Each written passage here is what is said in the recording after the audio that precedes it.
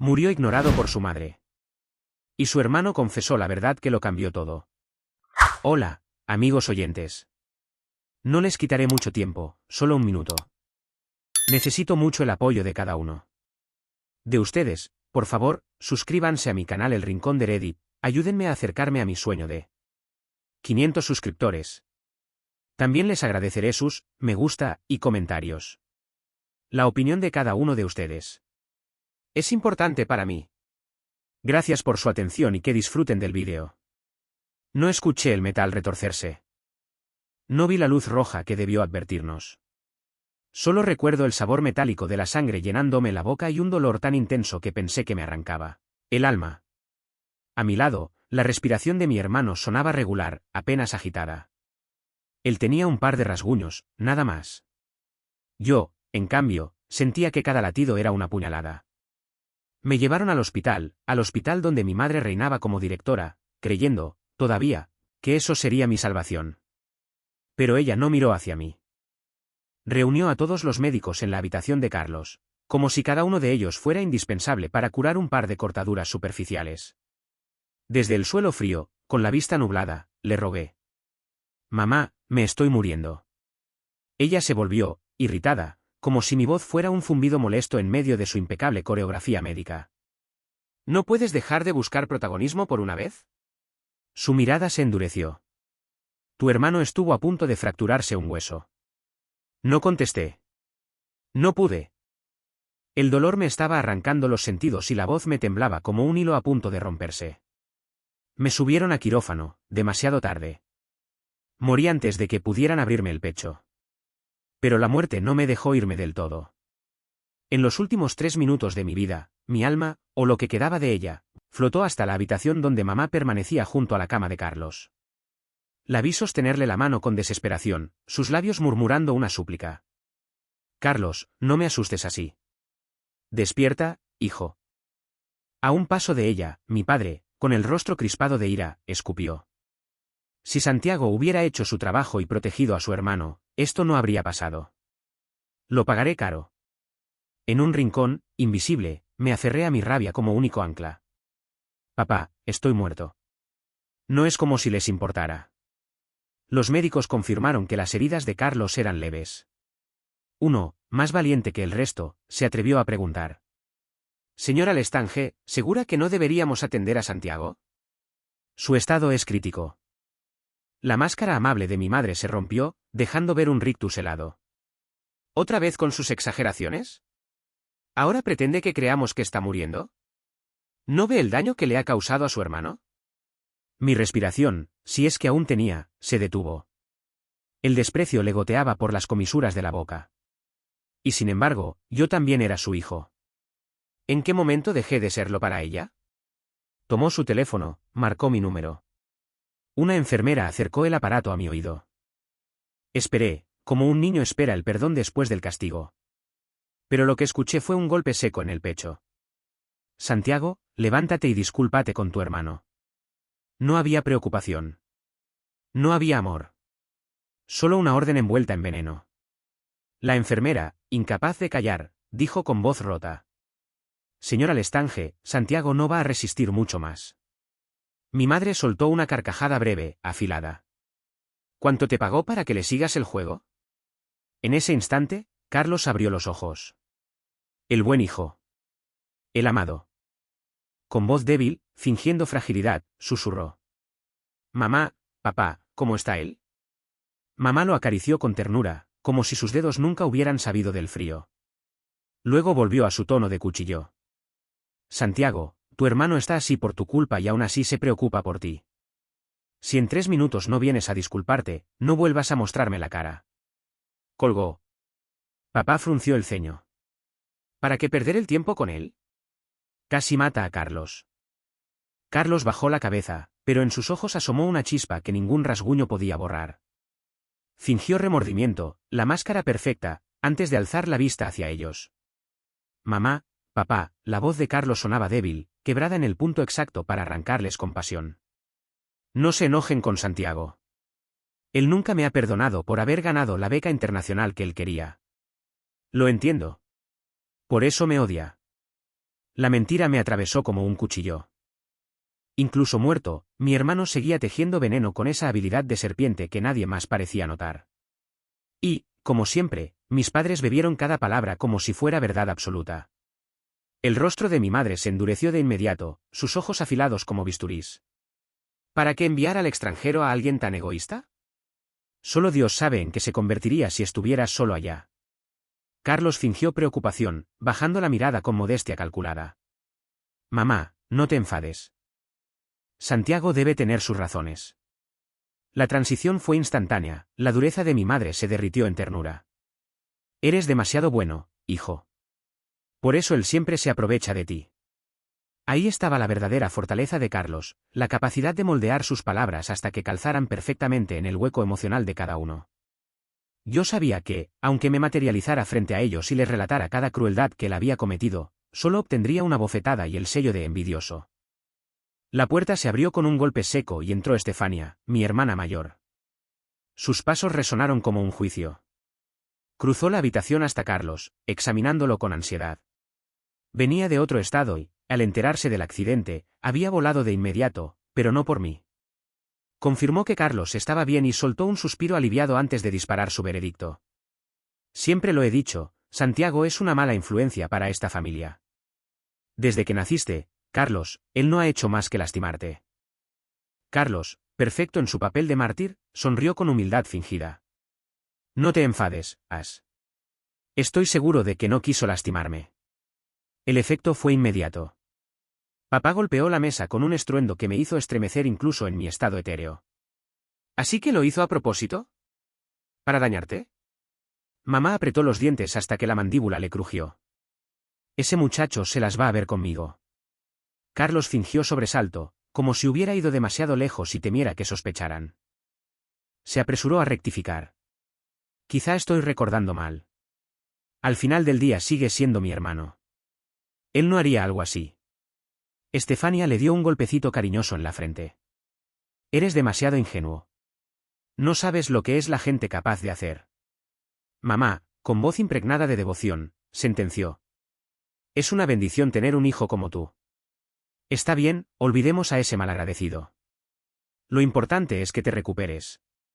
El sol caía, derramando luz dorada sobre la cama de Carlos. Viéndolos juntos, los cuatro, como una postal de familia perfecta, sentí un dolor profundo, uno que ni la muerte podía mitigar. Entonces entendí mi verdadero lugar, no era hijo, ni hermano, era un intruso, un perro callejero que había entrado por error en esa casa. Intenté alejarme, pero algo, un hilo invisible, me mantenía atado a mi madre. No podía hablar, solo quedaba observar su desprecio y dejar que me quemara por dentro. Pasaron unos días. Bajo su cuidado meticuloso, Carlos fue dado de alta. Mamá empacó cada prenda con esmero. Papá estacionó el coche justo en la puerta del hospital para que su hijo no diera un paso de más. Y Estefania le calzó las zapatillas como si fuera un príncipe convaleciente. En el camino a casa, mamá rompió el silencio con una mueca de fastidio. Santiago sí que tiene lo suyo. Ni una sola vez vino a visitar a su hermano, mucho menos a disculparse. Cuando lleguemos, le voy a dar una lección que no olvidará. Papá, con el volante firme, añadió. Te lo dije.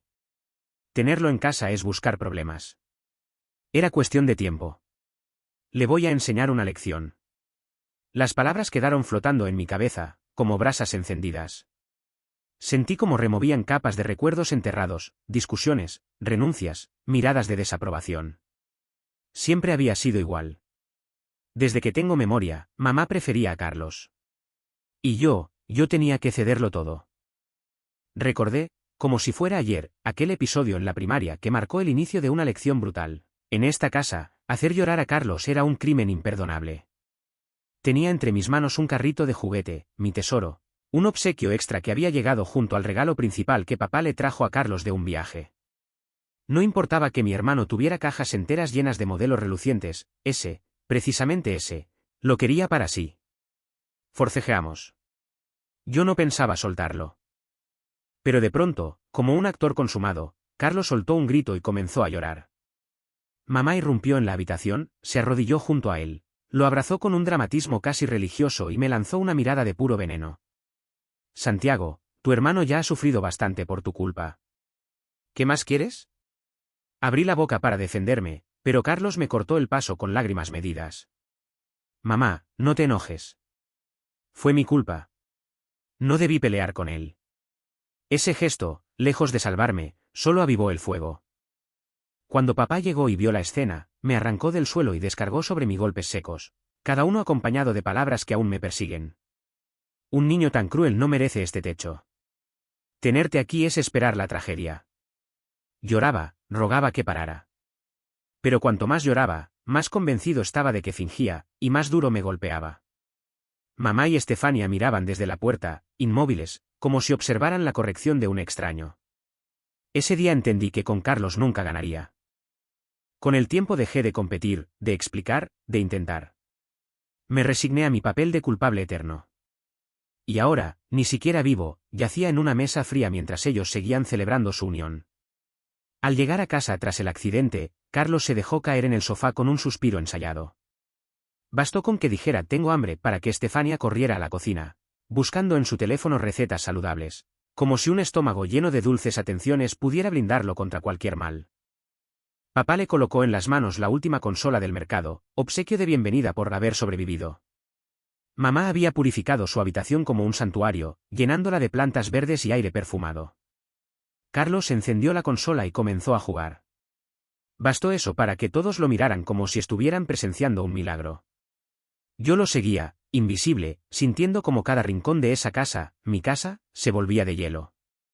El timbre sonó. Reconocí el sonido como quien reconoce un golpe. Era Yolanda. Mi novia.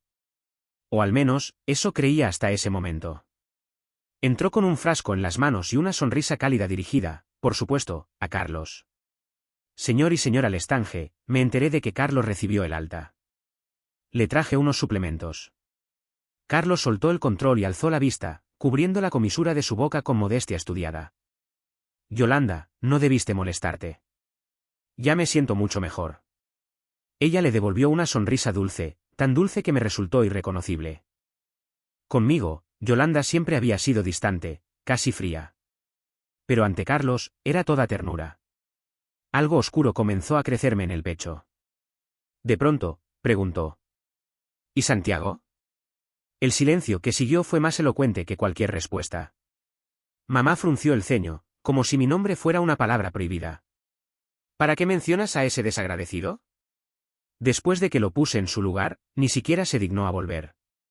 Y mejor así. La casa está más tranquila sin él. Yolanda asintió, rápida, como quien encuentra un aliado. Es verdad. No querríamos que le arruinara el descanso a Carlos. Estefania apareció con otro frasco de suplementos, y con un tono cargado de burla, añadió. Entonces, ¿ya pensaste cuándo vas a dejar a Santiago? Si no te apuras, alguien más podría adelantarse y conquistar a Carlos. Yolanda bajó la cabeza, y un rubor traicionero le tiñó las mejillas. En realidad, pensaba hablar con Carlos de eso hoy.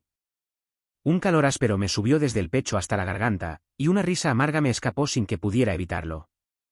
Giré sobre mis talones invisibles, no quería seguir presenciando algo que ya me era demasiado familiar, la certeza de no ser querido. Tras la cena, noté a mamá inquieta, como si algo le quemara por dentro. Sus pasos la llevaron a su habitación, donde cerró la puerta, y sentada en el borde de la cama, empezó a revisar la pantalla de su teléfono. Avancé para observar, buscaba mi número, y lo marcó 1, 2, 3 veces, sin obtener respuesta, por supuesto. Con un bufido cargado de frustración, dejó caer el móvil sobre la colcha. Ahora tampoco respondes, murmuró con un deje de desprecio. ¿De verdad piensas que a alguien le importa lo que te ocurra? Quise decirle, mamá, es imposible que conteste. Estoy muerto. Pero ella volvió a tomar el teléfono y marcó al hospital. Su voz sonó tensa, casi molesta. ¿Saben qué truco está intentando Santiago? Díganle que deje de hacerse el ofendido y vuelva a disculparse con su hermano. Tal vez así considere dejarlo regresar a casa. La respuesta no llegó de inmediato. Un silencio breve, denso, precedió a las palabras de la enfermera. Señora Lestange, lamento informarle que Santiago falleció hace una semana. Su corazón no resistió el accidente. Usted dio la orden de que todo el equipo médico se concentrara en la habitación de Carlos. No quedó nadie para atenderlo. La frase se clavó en la habitación como un cuchillo. Mamá se quedó petrificada. El teléfono se deslizó lentamente de sus dedos y aterrizó sobre la cama. Su rostro se vació de color, y su voz salió como un susurro quebrado. No, eso no. Santiago estaba, él solo. Lo siento, señora, continuó la enfermera, con un tono grave pero contenido. Intentamos decírselo varias veces, pero usted no quiso escucharnos. Hay una investigación abierta. Le pedimos que se presente en el hospital cuanto antes. El aparato cayó al suelo con un golpe seco. Mamá se dejó caer a su lado, las piernas sin fuerza. Por primera vez, vi un miedo real en sus ojos, no el pánico teatral que fingía por Carlos, sino un terror profundo, como si la realidad le hubiera arrancado el velo de un sueño agradable. No, no, no. Santiago no está muerto. No puede estarlo.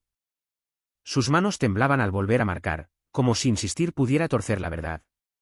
Creí que sentiría placer viéndola así, pero lo único que me dejó fue un vacío aún más hondo. «Soy su madre», gritó al auricular. «Quiero hablar con el director del hospital». La ironía me golpeó como un latigazo, ella era la directora.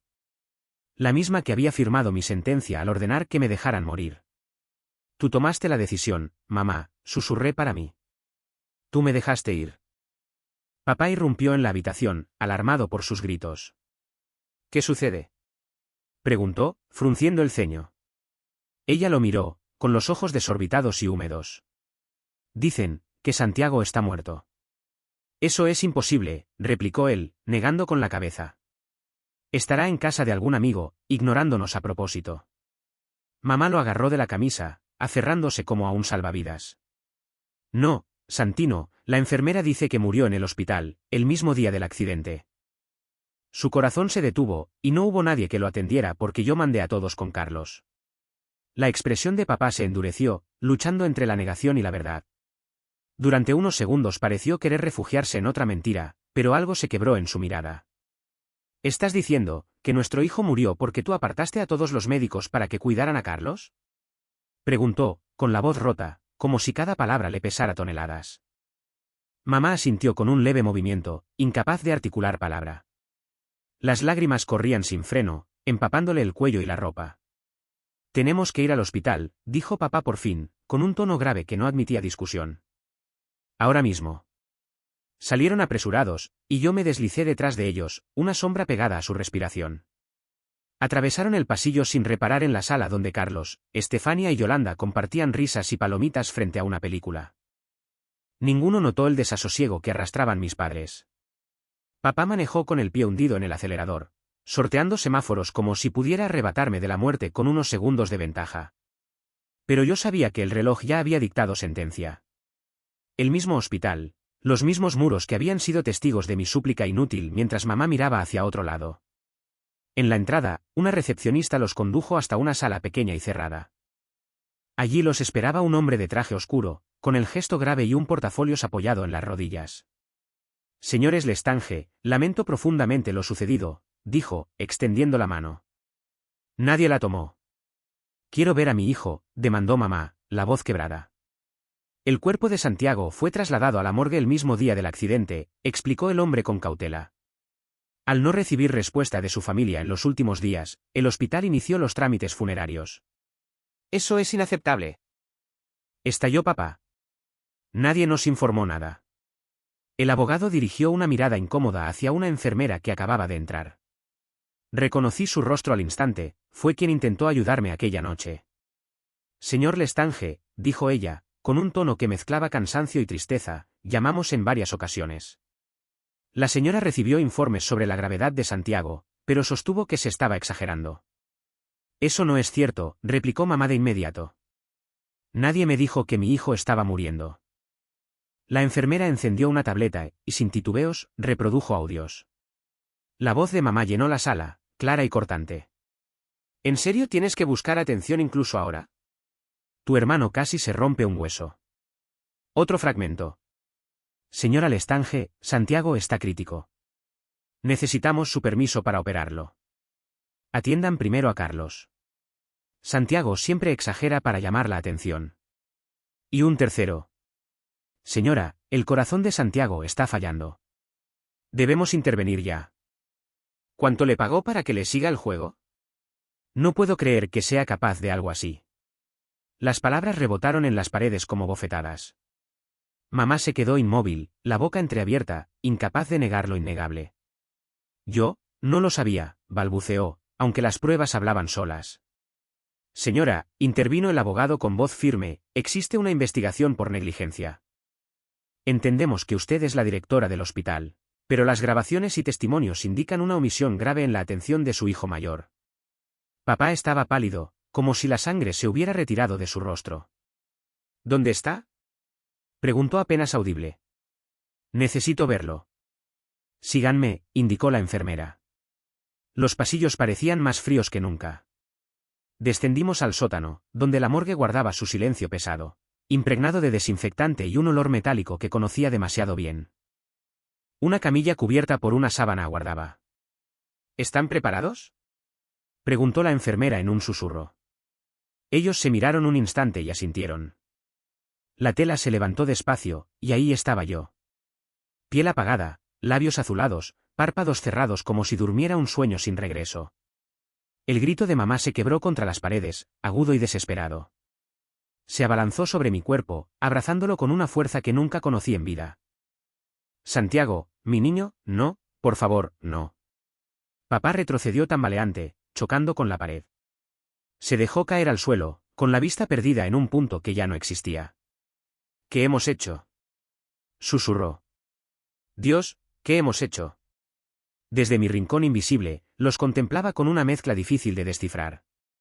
Parte de mí quería beber de su dolor, saborearlo como justicia tardía por años de abandono y favoritismo. Pero otra parte, quizá la última chispa de lo que alguna vez fui, solo sentía una tristeza insondable. Ahora, cuando ya era inútil, por fin me veían. Por fin lloraban por mí. Por fin entendían que también era su hijo. Santiago, repetía mamá, con la voz desgarrada mientras sus dedos acariciaban mi piel helada. Perdóname, por favor, yo no entendía, siempre creí que eras tan fuerte. Tan autosuficiente, susurró papá, acercándose para tomar mi mano sin vida. Pensamos que no nos necesitabas, como Carlos. Sus palabras me atravesaron como un filo. Toda mi vida había peleado por un espacio en su mirada, por una pizca de su afecto. Y ellos lo habían interpretado como independencia, mi silencio como fuerza. Debimos quererte mejor, murmuró mamá, besándome la frente. Debimos verte. Mientras se derrumbaban junto a mi cuerpo, algo se movió en mí. La amargura seguía, pero ya no estaba sola. Había una comprensión amarga, todos habíamos estado presos en un patrón que no supimos romper. Ellos, ciegos a mí, yo, obsesionado con ganarme un amor que nunca llegó. Pero ya no había vuelta atrás. O, tal vez sí. Quizás mi muerte podía traer lo que mi vida nunca consiguió, la verdad. 3 días después, mi funeral fue un acto extraño. Desde un rincón del cementerio observé cómo mi ataúd descendía. Mamá lloraba sin consuelo, papá tenía el rostro devastado. Estefania parecía más confundida que triste, incapaz de comprender tanta pena por mí. ¿Y Carlos? Carlos ocultaba algo tras una máscara que yo conocía demasiado bien. En el hospital, la investigación avanzaba. Las grabaciones de seguridad confirmaban lo que ya era evidente. Mamá había ignorado las alertas sobre mi estado crítico y había desviado todos los recursos médicos hacia Carlos. La casa, antes llena de risas y regalos para mi hermano, se sumió en un silencio pesado, roto solo por el llanto ahogado de mamá detrás de su puerta. Papá pasaba horas sentado en mi habitación, aferrando una fotografía mía como si pudiera devolverme con solo mirarla. Y entonces ocurrió lo inesperado. Una noche, escuché a Carlos detenerse frente al dormitorio de mamá. Llamó suavemente antes de entrar. Mamá, su voz era baja, casi temblorosa. Tengo que decirte algo. Ella levantó el rostro hinchado por el llanto. No ahora, Carlos, no puedo. Es sobre Santiago, insistió. Necesitas escucharlo. Algo en su tono hizo que mamá se irguiera. ¿Qué pasa con él? Carlos tragó saliva, respiró hondo. El accidente, no fue culpa suya. Fue mía. Mamá frunció el ceño, desconcertada. ¿Qué estás diciendo? Yo le quité los frenos al coche, confesó, con la voz quebrada. Estaba celoso porque ganó la beca para estudiar fuera, la beca que yo quería.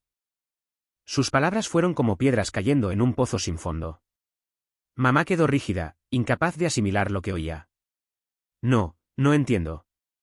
Intenté sabotear su solicitud, continuó Carlos, con lágrimas corriendo por su rostro, pero no funcionó. Así que quise arruinar su reputación. Manipulé los frenos para que fallaran, quería culparlo, hacer creer que no había mantenido el coche, pero no pensé que terminaría así. Te juro que no quería que muriera, mamá. Ella se llevó la mano a la boca, como si así pudiera contener el horror. Carlos, ¿qué hiciste? Lo siento, lloró. Estaba tan acostumbrado a tenerlo todo, a ser el favorito, no soporté que Santiago tuviera algo que yo deseaba. Las palabras de Carlos atravesaron las paredes como un disparo. Estefania, que pasaba por el pasillo, se detuvo en seco, sus ojos se abrieron como platos al escuchar la confesión. Desde la cocina, papá soltó una taza que estalló en 1000 pedazos contra el suelo, el sonido seco y cortante rompiendo el silencio. Yo los miraba desde mi rincón intangible, con emociones que se mezclaban como tinta en agua, un amargo alivio por ver la verdad salir a la luz, y a la vez una tristeza que me hundía más. Sí, la confesión por fin me reivindicaba, pero también confirmaba en qué se había convertido mi familia. Tendrás que decirle esto a la policía, dijo mamá, con la voz hecha trizas pero cargada de decisión. Carlos se quedó pálido, pero ella no se echó atrás. Ya he perdido a un hijo por mis errores, añadió. No voy a perder también lo poco que queda de mi integridad. En los días que siguieron, todo se vino abajo. Carlos admitió ante las autoridades que había manipulado los frenos del auto, lo que abrió un proceso penal. Al mismo tiempo, la junta directiva del hospital apartó a mamá de su cargo mientras se investigaba su responsabilidad en la negligencia médica que me había costado la vida. Era extraño, casi irreal, ver cómo la verdad, siempre oculta bajo capas de excusas y engaños, emergía como una herida abierta. Mi muerte se había convertido en el detonante de todas las revelaciones que nadie se había atrevido a pronunciar en vida. Un mes después del funeral, ocurrió algo inesperado. Observaba a mamá mientras revisaba unas cajas viejas, cuando sus manos temblaron al encontrar un cuaderno. Lo reconocí al instante, mi diario de secundaria. Años atrás lo había escondido al fondo de un cajón, avergonzado de lo que contenía. Se sentó y comenzó a leerlo. Página tras página, se enfrentó a mis palabras más crudas, las veces que me sentí invisible, los días en que deseé un abrazo que nunca llegó, las noches en que contuve el llanto para no parecer débil. Cada línea era una herida que no había cicatrizado. «Oh, Santiago», susurró, acariciando el papel amarillento. «¿Cuánto te fallé?». Esa misma noche reunió a papá y a Estefania en la sala. Carlos ya estaba bajo custodia, esperando juicio. «Quiero que escuchen algo», dijo mamá, con voz firme a pesar de las lágrimas. Abrió el cuaderno y comenzó a leer fragmentos. Hoy mamá me ignoró otra vez cuando le mostré mi diploma. Ni siquiera lo miró, solo tenía ojos para el dibujo que Carlos trajo de la escuela. A veces me pregunto si notarían si desapareciera. Papá me gritó por pelear con Carlos, no le importó que fuera mi juguete, ni que Carlos tenga cientos más. Siempre soy yo el malo. Estefania me dijo que ojalá nunca hubiera nacido, que la familia era perfecta hasta que yo llegué. Quizás tiene razón. Mis frases, escritas por un adolescente solitario, llenaron la habitación con un peso que casi se podía tocar. Vi cómo las expresiones de los tres se desmoronaban, culpa, arrepentimiento, una comprensión que llegaba demasiado tarde. Cuando mamá cerró el diario, el silencio se volvió insoportable. Fue papá quien habló primero. No lo vi venir, su voz temblaba. Estaba tan convencido de que Carlos necesitaba protección que no me di cuenta de cuánto estaba dañando a Santiago. Fuimos crueles, admitió Estefania, con lágrimas rodando por sus mejillas. Lo tratamos como si no contara, como si no fuera uno de nosotros, pero sí lo era.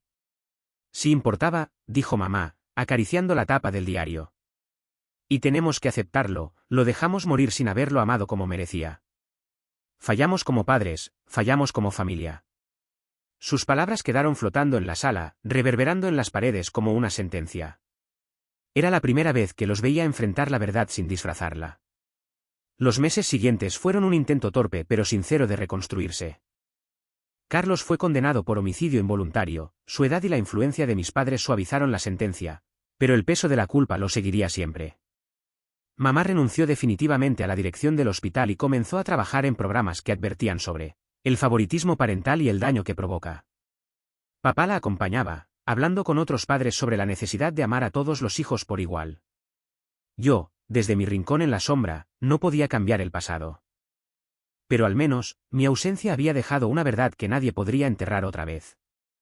Estefania, la que siempre tuvo para mí palabras frías y gestos de piedra, empezó a visitar mi tumba con una regularidad casi ritual. Llevaba flores que cambiaban con la estación, y de pie frente a la lápida, me hablaba en voz baja, como si intentara recuperar años de silencios. En sus gestos había algo distinto, no solo pena, sino una culpa que parecía pesarle más que cualquier ramo que depositara. Yolanda, en cambio, se borró de nuestras vidas. Desde que la verdad sobre Carlos salió a la luz, no volvió a cruzar la puerta. No podía sostener la mirada de mis padres, consciente de que también había sido pieza de ese engranaje que me convirtió en un extraño en mi propia casa. Al cumplirse un año de mi muerte, mamá organizó un acto en mi memoria.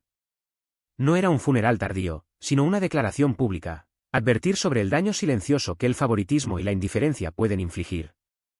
Acudieron más de los que alguna vez creí que se interesarían por mí, amigos de la infancia, antiguos profesores, compañeros de aula, incluso varios médicos que habían intentado, sin éxito, retenerme en este mundo. Mamá subió al escenario.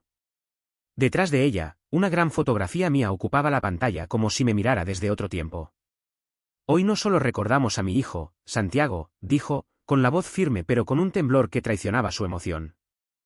Estamos aquí para aprender de nuestros errores y asegurarnos de que ningún niño sienta lo que él sintió, que no existía para su familia.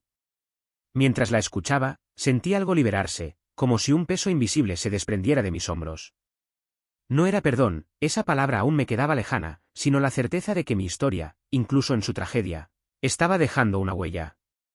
Santiago nos enseñó, de la forma más dolorosa, prosiguió, que el amor no debe depender de condiciones. Cada hijo merece ser visto, escuchado y valorado por lo que es, no comparado con sus hermanos. Una sonrisa amarga se dibujó en mí. Dolía saber que mi ausencia había sido la maestra de esta lección, pero al menos, ahora, la habían aprendido. Tal vez otros padres la escucharían a tiempo. Mi espíritu se sintió más ligero, como si las cadenas que me retenían en este mundo empezaran a soltarse. No porque todo estuviera perdonado, sino porque había encontrado un sentido. Mi vida y mi muerte habían cambiado algo. La justicia había llegado tarde, pero había llegado. Y, con ella, un pequeño rescate de dignidad para todos nosotros. Te queremos, Santiago, dijo mamá, alzando el rostro hacia el cielo. Y lo lamentamos, ojalá pudieras oírnos. Siempre los oí, mamá, respondí en un susurro que sabía que no alcanzaría sus oídos. Incluso cuando pensaban que no estaba allí. Comprendí entonces que mi tiempo como espectador había terminado. El rencor, la pena, las noches interminables, todo podía quedarse atrás. Eché una última mirada a mi familia, estaban juntos, no por conveniencia ni costumbre, sino por una esperanza frágil de hacerlo mejor. No era el final feliz que alguna vez imaginé, pero sí uno con peso y significado. Y mientras ascendía, alejándome de la tierra que me vio nacer y morir, supe que, de algún modo, había conseguido lo que siempre quise, ser visto, ser recordado, ser amado, no como soñé, pero quizá de la única manera que podía ser para mí. Con ese pensamiento, por fin, encontré paz.